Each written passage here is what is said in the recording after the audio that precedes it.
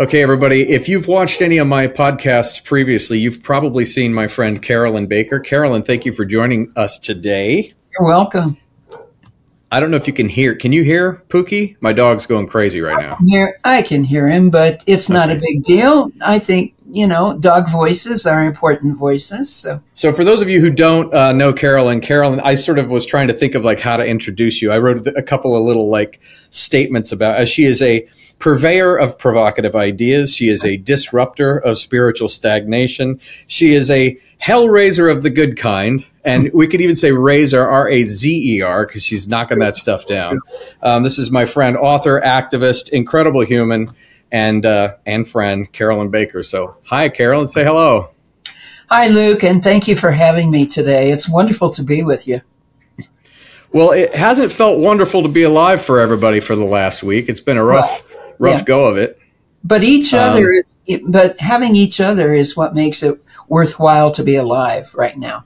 You know as well as I do that there are a lot of people right now trying to figure out how to survive this moment. You may have seen earlier, I talked to my parents in a short call. Right. Yeah, I watched. And my dad said some things about, how many elections he's lived through and how he's sort of been here before. How do you feel about that? Obviously, you've been through a few elections. Does this just feel like another one? Can you talk about that? No, this does not feel just like another one.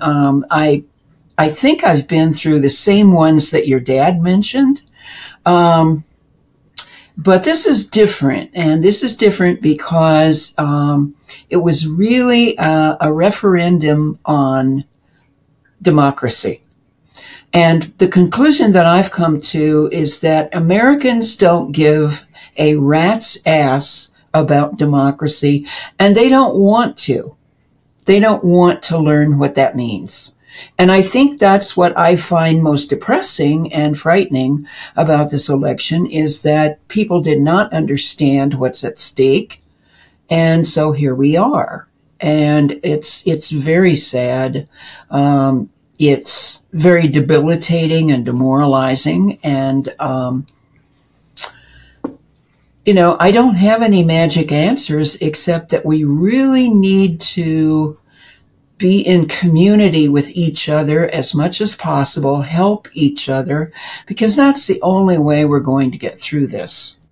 Okay, pushing back a little bit. So what is the last worst election that you feel in your experience, in your memory, that you've lived through that maybe felt even remotely close in terms of what's at stake? Has there been any other that came even close to you? Yeah. The election of 2000, where George W. Bush was elected pretty much by the Supreme Court in a heartbeat. And, and Al Gore just very courteously walked away.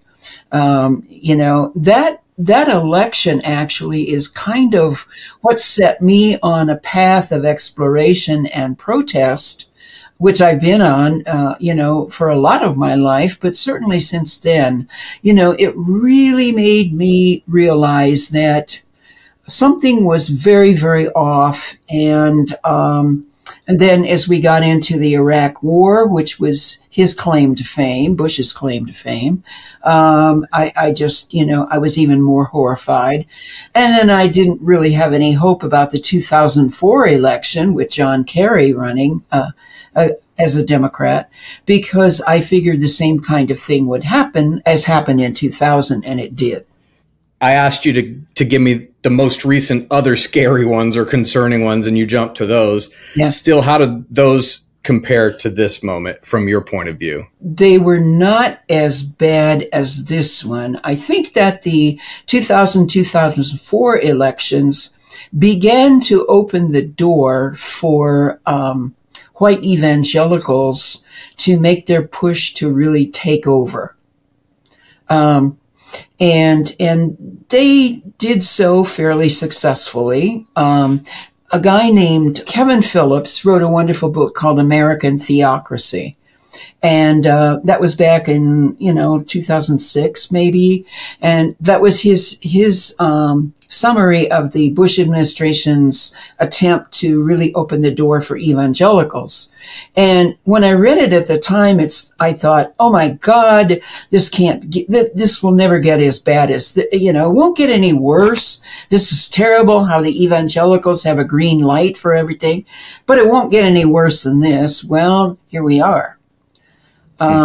So what's your big problem with evangelical Christianity, Carolyn? I mean, so I grew up raised in that. I know you did. You were kind of raised in a pretty a holiness bent of that. Is that correct? My parents didn't become Pentecostals until after I left home, but that's where they went. And basically, I was raised as a Billy Graham Baptist. Okay. So Baptist, I mean, that's still pretty strict. Yeah. I mean, but being raised in it and being a champion of it, I was in a Christian rock band, Switched at Birth, that was our clever name for Born Again. Yeah. Right. We traveled the world even. I mean, it was all self-funded or funded by, please give us money to go on a missionary trip. Right. That kind of thing. But, I mean, I'm a proselytizer. There's a big fun word to say.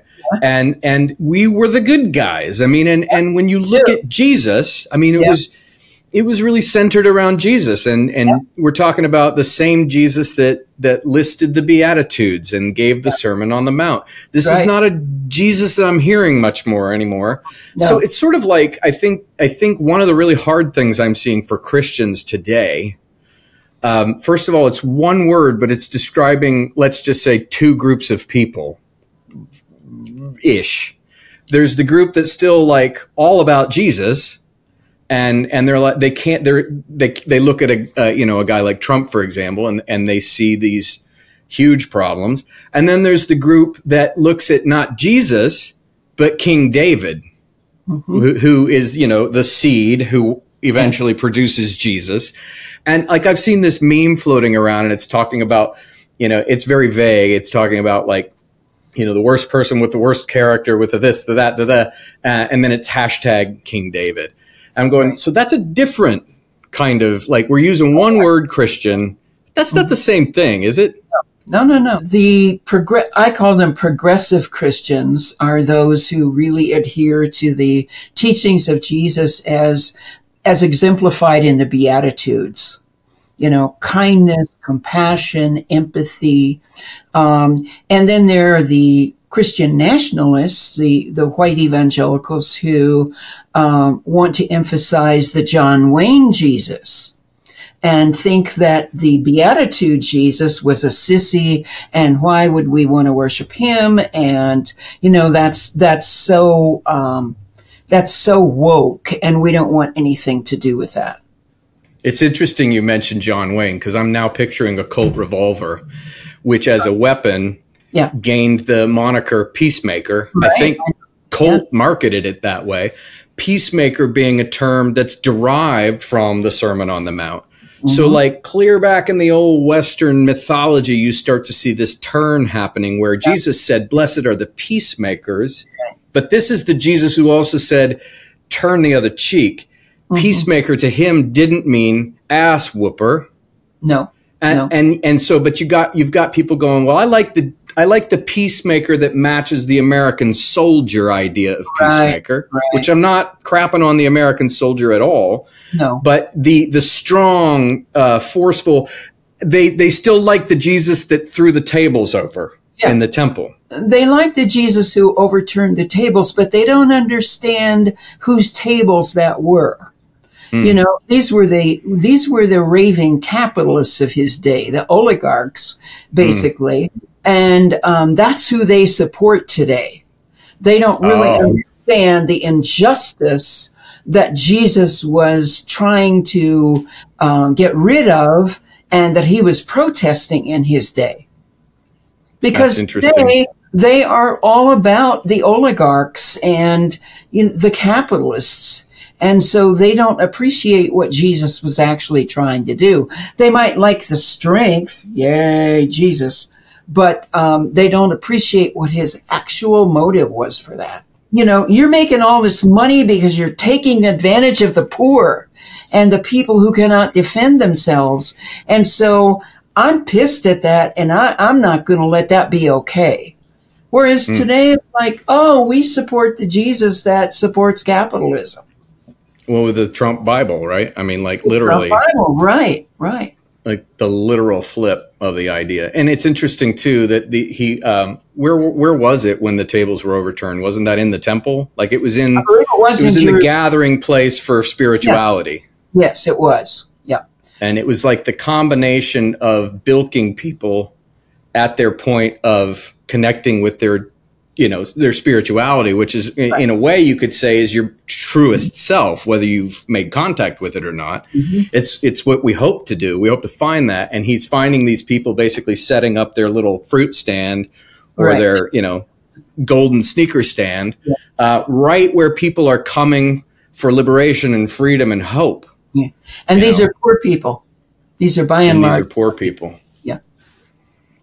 So it's kind of like it's the sin of omission in a way. It's sort of like it starts early on, just like we need the story to work in this space or in this way, and so we're going to just put. I mean, you can't tell everything all the time in every message. No, you're going to have to leave some things out.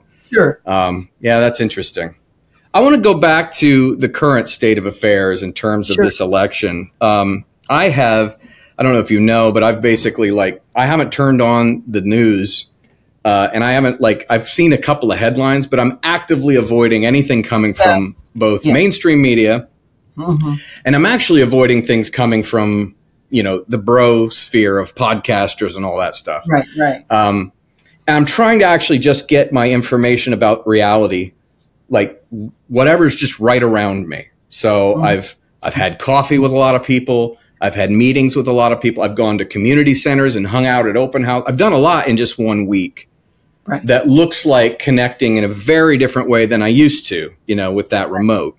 Yeah. And what I'm finding is there's an enormous amount of genuine despair out there right now. Oh, yeah. And of course, the people who are being mocking hear that and that just makes them laugh more. But I remember when Hillary lost, I remember that was, the air got sucked out of the room. That was despair, but we hadn't had Trump yet. So it wasn't the same despair. It was like despair theory. Now it's sort of like we're looking back and going, we've seen him try all these things and get knocked down by, thankfully, the system has limited him. He's back now, and I'm seeing tons of despair. So I'm asking you, who do you think are the groups who are most at risk legitimately right now? Are there any particular ones who we need to be doing a better job of caring for right now? Because I know it's not guys who look like me. I don't feel threatened at all right now. Right. Talk to me about that. Yeah. So I live in a neighborhood where I'm pretty much surrounded by immigrants. There are a few Anglo folks here in the neighborhood, but mostly it's immigrants primarily from Latin America, some from Asia. And, I don't know when, but I believe there will be sweeps of these folks and people are going to be deported because I don't know any of these folks who are citizens. I'm not even sure that most of them have green cards. So those folks are extremely vulnerable. And I love the video you made, which I watched on Saturday about immigrants. And you just seemed like somebody had knocked the stuffing out of you because you were so concerned about it. So those groups for sure. And you don't have to be, I think you can still be an American citizen and still be deported because are they going to take the time to really look at your documents? Are they going to take the time to really investigate whether or not you're an immigrant or you are an American citizen? I doubt it. So I have some American citizen friends, people of color, who've been citizens forever, who are afraid. They're afraid that they'll just get swept up. Also, I think that obviously women are very vulnerable in terms of miscarriages and in terms of abortions. I think they are extremely vulnerable, and I expect the Trump abortion ban to become national at some point during the next 4 years. And certainly LGBTQ folks are very vulnerable. I think that marriage equality is at risk, and that probably within the next 4 years, that's going to go away. So those are the groups that I think are extremely vulnerable. So in the last week, I've made contact with all three. I can't say what happened with the immigrant thing, but it was like catastrophically bad. You talked about George W. Bush thinking about the war on terror. For that political party to be the proximate source of terror right now for several significant, populations in our country. Now, the groups you named, I mean, we both know that a lot of people who lean conservative are like, yeah, those are the people who should be worried. They should be worried. They are the problem, and we're fixing to solve it. So, in the one breath, I think you're going to have people say, oh, you're being an alarmist. But in the other breath, those same people are going, yeah, those are the issues we're targeting, right? I mean, so it's like, which is it? I don't know. What is maybe a healthy, appropriate, whatever, what feels like a natural way to engage this present moment if you are a person who belongs to one of those groups or another group that we didn't mention who feels threatened right now? You talk about connection with other people. But at the same time, this is a point where people are feeling like connection is more risky than it's ever been before. So they're feeling driven not to connect because you don't know who you can trust anymore. People who say they loved you voted in ways that are going to affect you negatively. Like, what is up? What is down? How can people try to recenter right now, in your view? I think the most important thing is to start and continue conversations with people you trust. Not just go out and wildly embrace other human beings, but people that you trust, and begin and continue talking with them about how you feel about all this, and maybe make a plan. For example, here in my neighborhood, right on my street, there are 4 or 5 other folks who are Anglos, who are not immigrants. And I'm in conversation with them about what do we do? First of all, I know how they feel about these other immigrants being at risk. And so I'm talking with them about, how can we help these people? And that's a big deal because, I can't live with myself if I just sit here and look out my window and see a raid by ICE taking these people away. At the same time, am I going to go across the street and get involved? Because I too might get arrested. So, to talk with my neighbors, my Anglo neighbors, about how we might be able to help, and then to really make contact with the immigrant friends around me. Even some of those that I've never spoken with, fortunately, a lot of these folks are Spanish speaking, and I know enough Spanish to survive. And so I can at least sit with some of these people and ask them how they feel about all this. Do they know about all this? And how can I help? Some of our people that we're connected to, for example, are from the country of Haiti. And after checking in on them after, the election and things, one thing we've learned is that they have a lot of current information about what's going on in Haiti right now, because they access Haitian, media sources, and they understand that, the language and all of that. And they know less, even though they're in the United States and they're here legally, even though they're here, they know less about what's actually happening here because some of them don't access the language.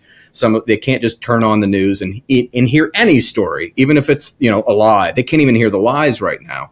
Right. But they are going to work, and they are running into people out there who probably voted against them, who look at them a certain way. And so it's a really weird place for them and people in that situation, because you may not have a clear picture of what's going on.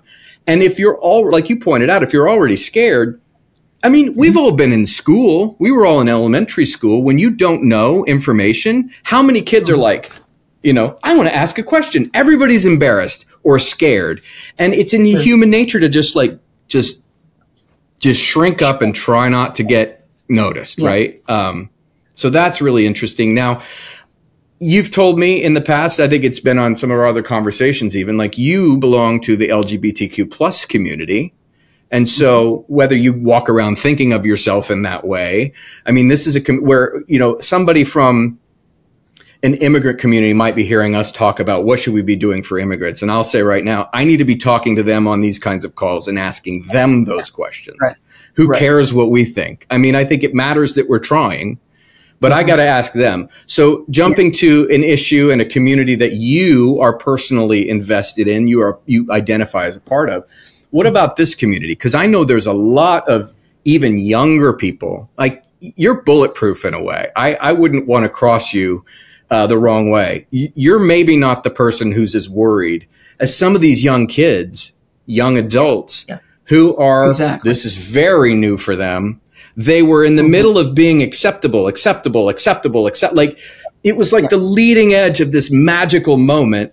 And it's like, slam, pull back. Whoa, what's going on? What do you say to that?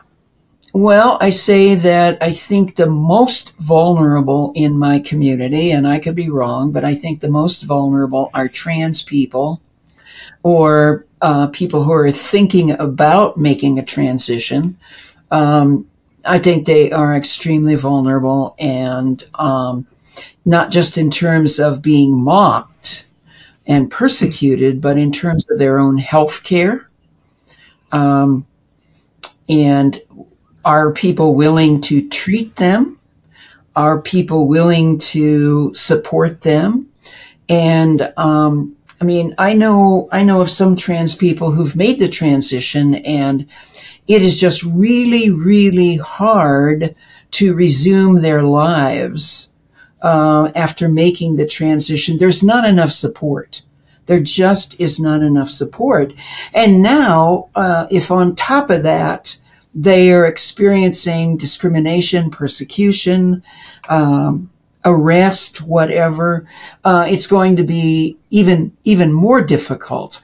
And I saw on the news this morning that Trump wants to bring back mental hospitals.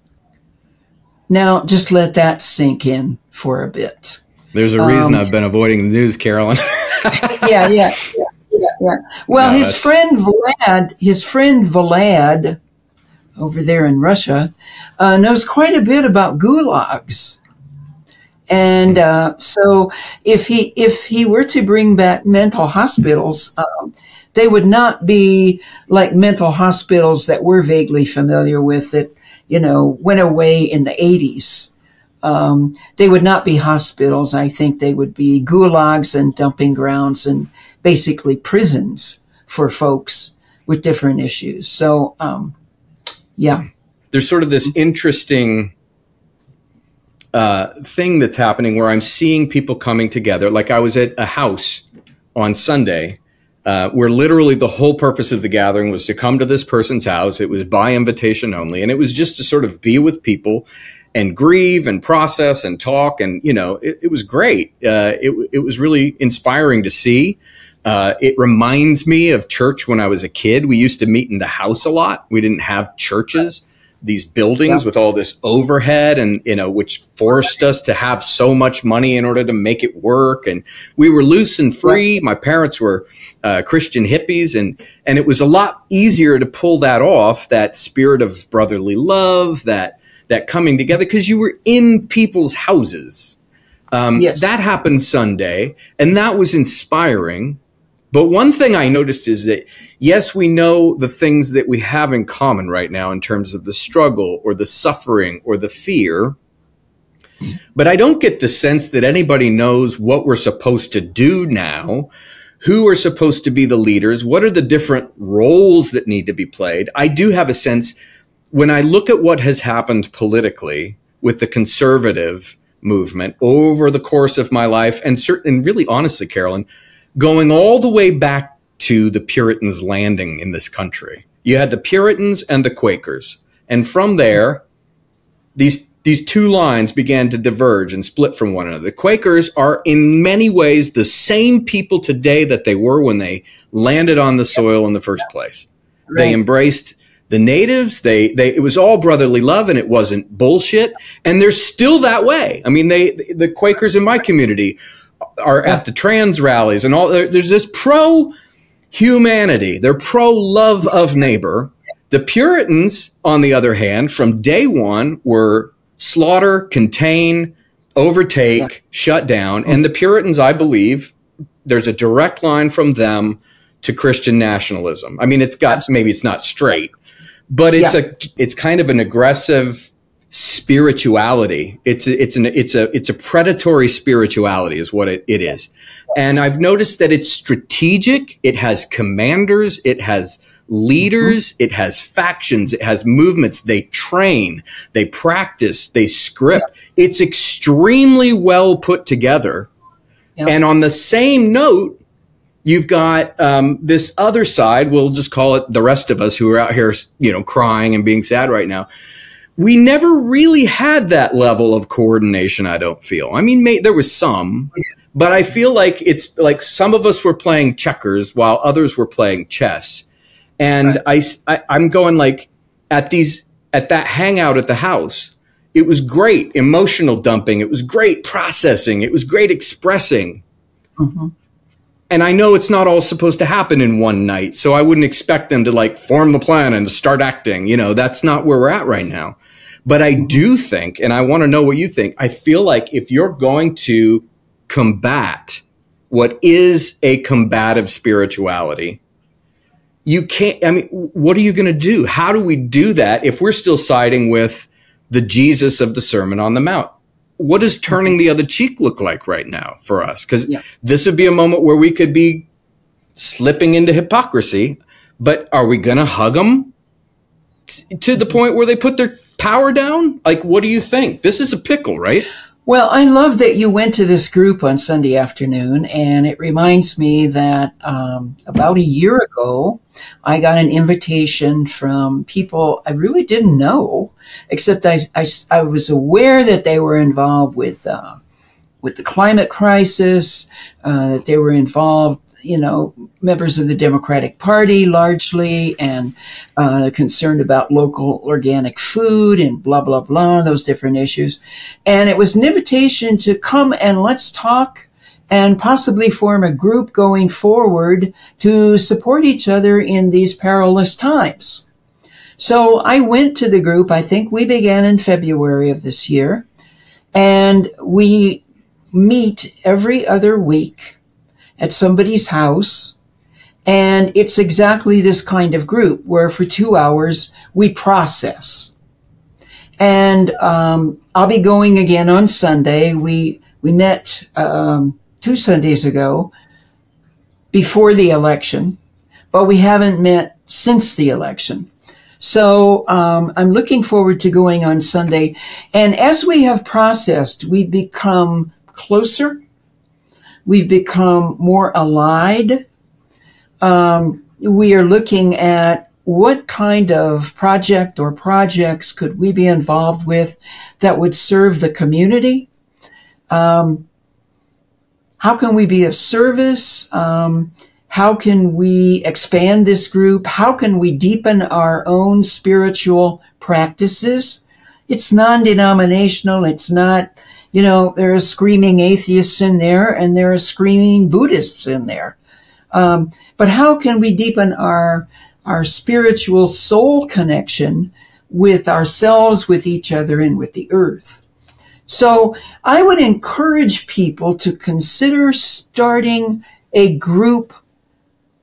I don't want to say like this, but some sort of group that you can go to regularly, at the minimum every other week, and support each other. Maybe find a project that you want to do together in your community, maybe not, but at least have that sense of allies. We have each other's phone numbers. If there's a hurricane, what do we do to help each other? If there's a wildfire, if there's a tornado, whatever, how do we support each other? If there's a raid on immigrants in our neighborhood, what do we do? How do we help each other? I think this kind of group and connection is going to be absolutely necessary going forward if we're all going to keep our wits about us. Well, I think you're dead on in terms of this. If you think about one thing that church is, there's a lot of things that it isn't. And I mean all church, the good and the bad. One thing that church or religious gatherings do offer is connection at the local level. And oftentimes it's weekly, sometimes it's bi-weekly. If you belong to an especially enthusiastic group, it could be every night or every day. I mean, depending on the religion. Know that one. The politics only work if they keep us divided. That's thing number one. The conservative side, because a lot of them are identifying as Christians and are participating in church somewhere in some way, they're also getting the local community connection. So you have this divisive thing that is being manned by an army of people who are very well connected to each other. Right. Meanwhile, we see each other, people like you and me might see each other where? We don't have a church that we go to together. A lot of people who aren't going to church, they meet at the rallies. I don't mean the place where you get the good French fries. I mean like down at the park where they're having the parades. Like you meet at the big sort of calendar moments, which come quarterly maybe less. We rally great online. We rally great with memes and with Facebook and with, these different places. But we suck at getting together in the real world oftentimes. And well, let's just say there's a ton of room for improvement, wouldn't you say? Yes, absolutely. And I'm certainly supportive of online groups. Online groups get together on a regular basis because you live in Indiana, I live in Colorado, whatever. Let's get together online. And if you can do it right at home, like not that far away from where you live, all the better. We're unified in spirit. We're unified at the heart level. We say, do you believe this? Yep, check, I believe that. Yep, check, I believe that. But how many of us have been in each other's homes, whether it's virtually like this or walking through the door? So I want to put this to you, though, because there's a part of my brain that goes, yeah, but Luke, seriously, is going to people's houses or having conversations with folks like Carolyn online or other groups, is that really going to change policy? Is that really going to change politics? Is that really going to give back some of this ground that we feel like we either are losing or we know for a fact that we've lost? Can we nice guy our way back here? I would say that it's not going to have an impact on the big picture. But what it's going to do for us is what really matters for us. I keep going back because there are so many similarities. I just keep going back to Germany in the 30s. What they needed, not to change their country's policies, not to really change Hitler and his policies, but what they needed for each other was more of what we're talking about. And I don't think they had that. There was so much fear of trusting your neighbor and being reported and all of that. So before that happens in a big way in this country, I think we should take advantage of all of the building connections right now that we can take advantage of, so that we don't wait until all these laws and regulations are upon us to do that. Let's do that now as soon as possible. And then we find out who we can trust rather than waiting for finding out who I can trust before I connect. Yeah. So this reflects, I think, good mental health practices for yourself. So, for example, I struggle with suicidal ideation. Sure. When things get just right for me or just wrong enough for me, I want to be done. Sometimes it happens. And it's the way I'm saying it right now sounds flippant. It's dark and heavy and it's not fun when that happens. Yeah. But because I've, kind of like chased after that to say, how can I get any improvement here? So when I know that I want to kill myself, a lot of times I feel completely alone and isolated. That is not going to be the moment where I go, I wonder if there's somebody who will talk to me. I need to work on who will be there for me now while I'm fine. So when the low point hits, I've got numbers I can call. Going out of our way before there's a problem to say, here's what I bring, here's what I'm willing to offer. And if I haven't listed it, generally speaking, feel free to ask for anything. I'll do what I can. Yeah. And you're absolutely right. If somebody starts hauling people away, if ICE comes and starts hauling people away and you haven't taken 10 seconds or 10 minutes or, a day to think about what will I do when that happens, then when it's happening, you'll be like, and you'll watch it happen and you will have missed it. I think you're dead on here. I think that's the key to meeting right now is yes, it's about processing pain, but it's also about going, okay, who's got what we can offer? Let's just make sure everybody knows green light. I am a green light for you. If you need me, come to me. Is that kind of what I'm hearing? That's what you're hearing from me. And also, things like sharing food, and being prepared to help each other in natural disasters. Now, I know a little bit about tornadoes because my family went through the Palm Sunday tornado, 1965, April 11th, that took 75 people out of my neighborhood and hundreds of people in northern Indiana. And, if that sort of thing happens today, do we know our neighbors? Have we talked to our neighbors? And if it's more likely to happen today than it was 50 years ago, obviously, how can we be prepared? And this is what we can discuss in ongoing groups. How can we be prepared to help each other? How can we be prepared to share food, to share housing, in the event of these natural disasters, which we're going to get many more of. And hello, Trump is going to exacerbate climate change like we cannot even fathom at this point. So I love that you're bringing up environmental stuff too, because it's easy right now to be stuck purely on the political. Yeah. But absolutely. You're right. Like we're going to need each other for reasons that don't have anything to do with politics, right? Absolutely. Absolutely. And it occurs to me that if we are doing this connecting work that we've just talked about, if we're doing that, but we're only doing it liberals with liberals, if you only meet with the people who are like on your side, then the challenge that the moment that happens when you're face to face with somebody on the other side, if they have broke bread with you, if you have invested in their life, if they have invested in your life, not in political ways or for political reasons, but when the moment comes when the politicians try to slam us into each other again, if we've in the meantime been busy integrating, there's no distance between us to slam us into each other. We're already like that. And so they would have to do this before they could do this. What do you think? Well, I think there are layers and gradations of that. So me with my group that I meet with twice a month, it's like we are all on the same page. I mean, we are just totally on the same wavelength. But at the same time, we all need to be prepared to reach out to somebody we disagree with.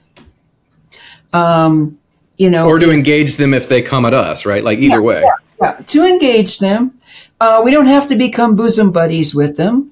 We don't have to sit around and have these the same kinds of discussions that we have with our dearly beloved friends that we meet with twice a month, in my case.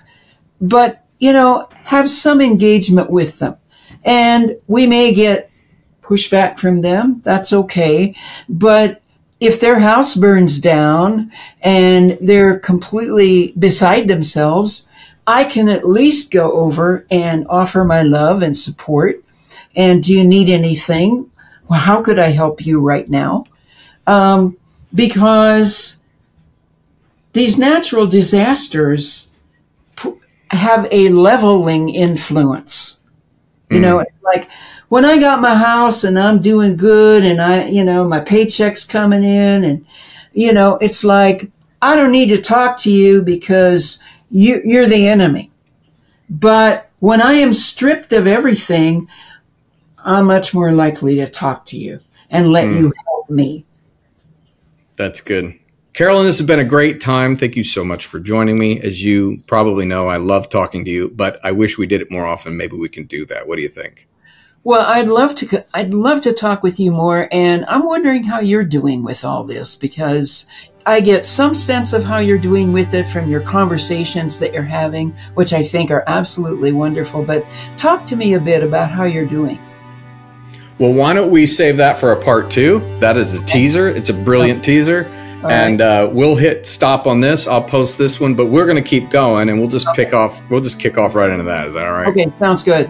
Thanks everybody for watching. Carolyn, tell them again where they can find you, and also I know you're offering some help to people right now. Tell them about what you're doing so people can tap into that if they want to. You can reach me at carolynbaker.net. And I am offering life coaching for people who are struggling with what's happening. I call it post-doom coaching. And I'd love for you to contact me and talk about how you might need some help and what I might be able to do with you. My email address is carolyn@carolynbaker.net. Perfect. Thanks so much, Carolyn. You bet.